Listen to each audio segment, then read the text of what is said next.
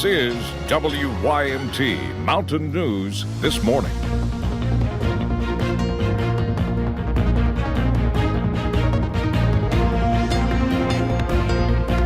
Good morning. It is 4:59 on Tuesday, September the 3rd. Thank you for tuning in to Mountain News This Morning.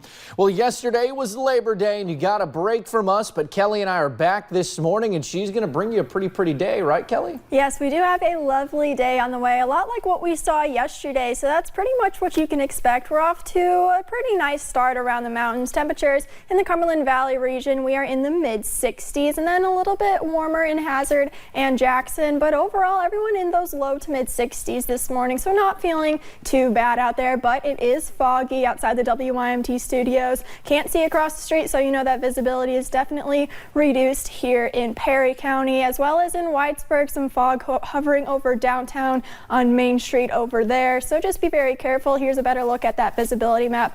To the north, Interstate 64 between Ashland and Moorhead, be very careful. Then into Harlan and Bell County and even into Wayne County. Just be very careful this morning. We could run into that fog and it could be thick at times. I will have the latest on the changes coming to the forecast as well as Hurricane Dorian here in just a little bit. All righty, Kelly, thank you. Well, the Prime Minister of the Bahamas says at least 5 people have died in Hurricane Dorian, but officials say the death toll could become much higher. The Category 4 storm is churning slowly over the island. It is catastrophic winds have torn off roofs, and toppled trees. The last time a Category 5 storm hit these islands was the Great Abaco Hurricane of 1932. This morning, help from the Kentucky Baptist Relief is heading to Florida to help storm victims. The 100 volunteers will take chainsaws to clear debris and their mobile kitchens to help feed families. 2 chaplains also will make the trip to counsel people after the storm.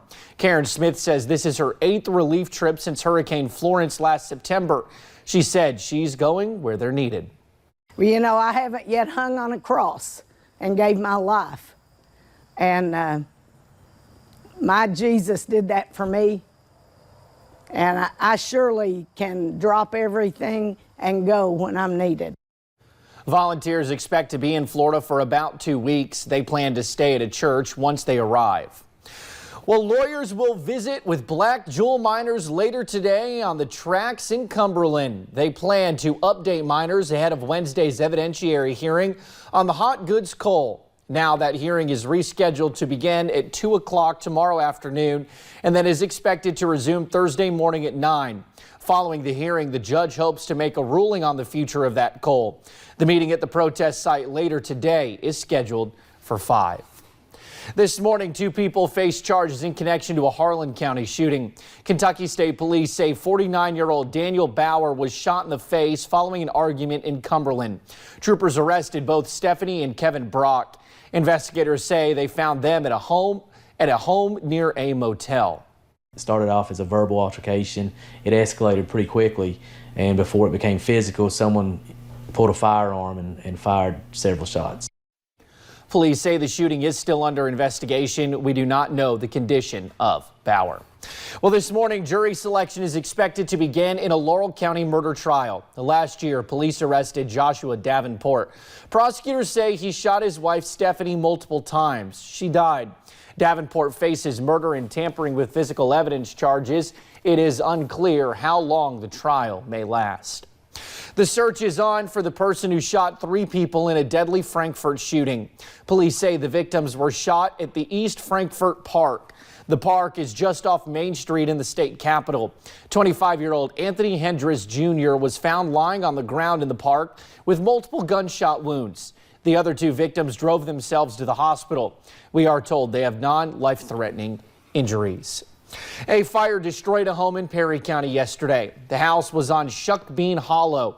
There was no one in the house at the time, but the man who lived there said he had 3 dogs inside that did not make it out. Authorities do not know the cause of the fire at this time. At least 25 people died in a devastating boat fire off Santa Cruz Island in California. The scuba diving boat caught fire in the early morning hours. Flames consumed the vessel, trapping some 30 people in the sleeping quarters below deck. 5 crew members were awake and above deck at the time. They jumped overboard, and a nearby boat, the Grape Escape, picked them up. The burned out wreckage then sunk. Boat remains unstable, and I'm not sure when we're going to be able to recover those bodies as well as any more that may be within the vessel. The passengers on board were experienced scuba divers, and authorities say the Conception's operating company has an excellent safety record. The FBI is assisting with the investigation, and the National Transportation Safety Board dispatched a team to the scene. Later this morning, a man accused of shooting at cars on Interstate 75 and leading police on a chase will appear in court. Investigators arrested Stephen Williams last year.